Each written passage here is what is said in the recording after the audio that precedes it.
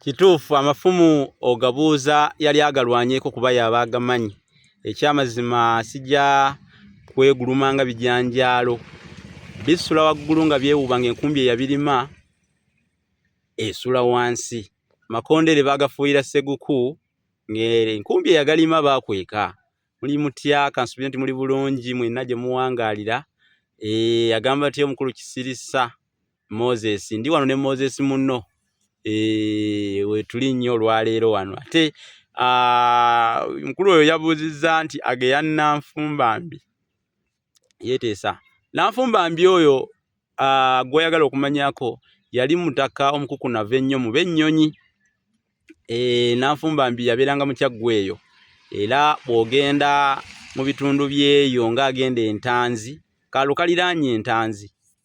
Kwabeerangako omusajja wako gwe bayitanga Nanfumbambi nga mutaka mukulu. Yaliko ne mu bwa Ssaabaddu.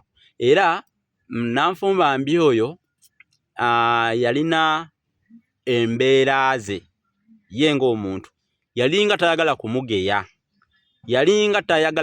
Kati kye yakola okwewala oba okuziyiza abantu okumugeyanga oba okusanganga abantu nga bamugeya. Okimanyi? Kati kankikugambe yasibanga endege ku magulu. Yali ava mu b'ennyonyi eyo. Yasibanga amagulu endege ku magulu. Kati bwe yabanga atambula nga zivuga nga zicekera. Mwe mwaziwuliranga nga mugamba Nanfumbambi nno wuuyo. Tubadde tumugeya tubireke.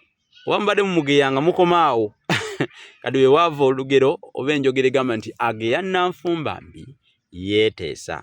Kale nno obeera w'amaanyi nnyo era omala kweteesa nnyo okumugeya kubanga yali nga tageyeka nga kizibu nnyo okubasanga oba ye okubagwako mmwe nga mutudde muli mu kumugeya. Ageya Nanfumbambi yeeteesa ye entandikwa y'enjogera eyo oba abamu baluyita lugero naye nga eyo njogera.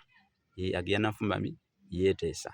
Njogera ya nnono eva ku Nanfumbambi oyo omwami oba eyali omutaka omukukunavu mu Kyaggwe eyo. Mubeere bulungi, ekyo nakyo mukiyize.